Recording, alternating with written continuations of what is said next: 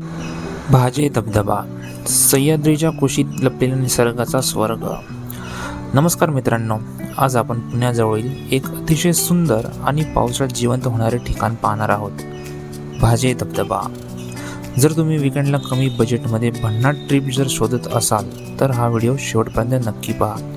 आज आपण जाणून घेणार आहोत भाजे धबधब्याचा इतिहास, तिथे कसे जायचे, पार्किंग, ट्रेक, सुरक्षिततेच्या सूचना, भेट देण्याचा योग्य काळ आणि जवळपासची पर्यटन स्थळे. तर चला मग सुरुवात करूया आपल्या आजच्या भन्नाट प्रवासाला. भाजे धबधबा हा पुणे जिल्ह्यातील मावळ तालुक्यात प्रसिद्ध भजे लेण्यांच्या अगदी जवळ आहे. पुण्यापासून साधारण 65 किलोमीटर आणि मुंबईपासून सुमारे 110 किलोमीटर अंतरावर हे ठिकाण आहे.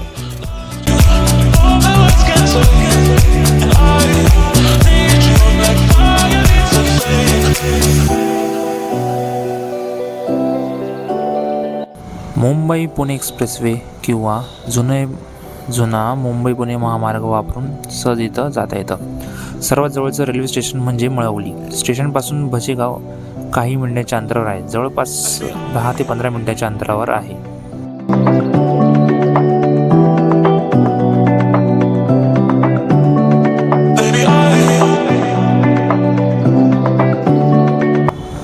भजेगाव फक्त धबधब्यासाठी प्रसिद्ध नाही, येथे जवळपास 2200 वर्ष जुनी भजे बौद्ध लेणी आहेत. या लेण्या भारतातील सर्वात प्राचीन बुद्ध गुंफांपैकी एक मानल्या जातात. सातवाहन काळात व्यापारी आणि भिक्षूंनी या गुंफा वापरल्या.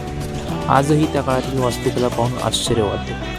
म्हणून जर तुम्ही भजे धबधब्याला जात असाल तर भजे लेणी देखील अवश्य बघा. एका दिवसात दोन्ही ठिकाणी आरामात बघता येतात.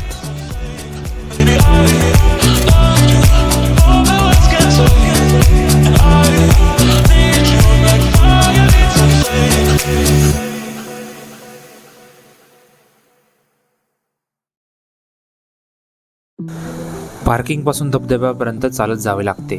रस्त्यामध्ये लहान दुकाने, गरमागरम भजी, मक्याचे कणीस, चहा आणि असे खाद्यपदार्थ मिळतात. पावसात चालताना दोन्ही बाजूंना हिरवे गार आणि वाहणारे पाण्याचे प्रवाह मन मोहून टाकतात.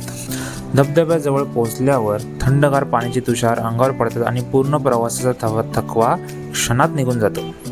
येथे अनेक पर्यटक पाण्यात खेळण्याचा आनंद घेतात, परंतु पाण्याचा वेग वाढल्यास काळजी घेणे अत्यंत आवश्यक आहे.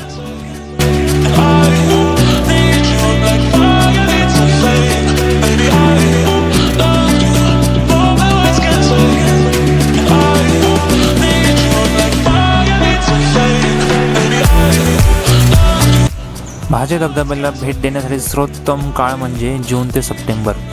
जुलै आणि ऑगस्ट महिन्यात धबधबा सर्वात सुंदर दिसतो. सकाळी लवकर गेल्यास गर्दी एकदम कमी असते.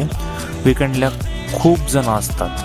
म्हणून जर तुम्हाला शक्य असेल तर आठवड्याच्या म्हणजे सोमवार ते शुक्रवारमध्ये तुम्ही फिरायला जावा.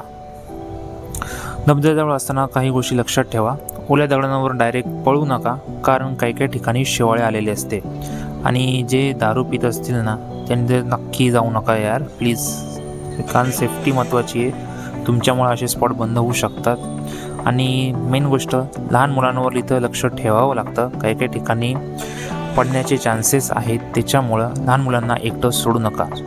आणि इनकेस जर पाण्याचा प्रवाह वाढला तर आत जाण्याचा प्रयत्न करूच नका, कारण पाय सटकून पडण्याची शक्यता आहे.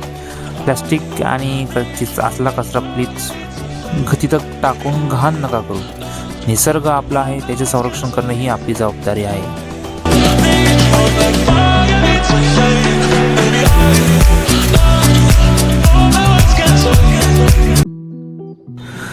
ज्या वेळेस पण तुम्ही भाजे धबधबा बघण्यासाठी याल त्यावेळेस तुम्ही काही ठिकाणे बघू शकता जी ह्याच्या खूप जवळ आहेत, म्हणजे 15-20 मिनिटाच्या अंतरावर आहेत. जसं की भाजे लेणी, लोहगड किल्ला, विसापूर किल्ला, कार्ला लेणी, पवना धरण आणि लायन्स पॉईंट. लायन्स पॉईंट हा प्रॉपर लोणावळ्यात आहे, इथून थोडंसं दूर आहे.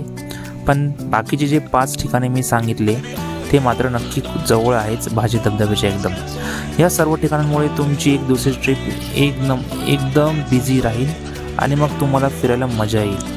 जर तुम्ही इनकेस 2 दिवसाचा तुमचा स्टे असेल, शनिवार आणि रविवार, तर मात्र ही 3 डोस ही जर सर्व ठिकाणी तुमचे 2 दिवसात कंप्लीट व्हायला पाहिजे. ॲक्च्युली होणार नाही, कारण लोहगड किल्ला आणि विसापूर किल्ला ही 2 मोठे स्पॉट आहे जिथं भरपूर वेळ जातो.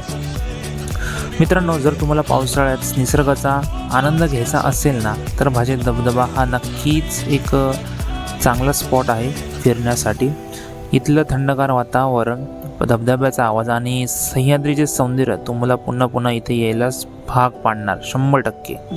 जर हा व्हिडिओ तुम्हाला आवडला असेल तर व्हिडिओला लाईक करा, तुमच्या मित्रांसोबत शेअर करा आणि अशाच महाराष्ट्रातील सुंदर पर्यटन स्थळांची माहिती बघण्यासाठी आपल्या चॅनलला सबस्क्राईब करा. तुम्ही भाजे धबधब्याच्या भेट दिली आहे का? तुमचा अनुभव मला नक्की कमेंटमध्ये सांगा. पुन्हा भेटूया अशाच एका नव्या प्रवासात. तोपर्यंत सुरक्षित प्रवास करा, निसर्गाची काळजी घ्या आणि आनंदी राहा. चला, धन्यवाद. भेटूया पुढच्या व्हिडिओमध्ये.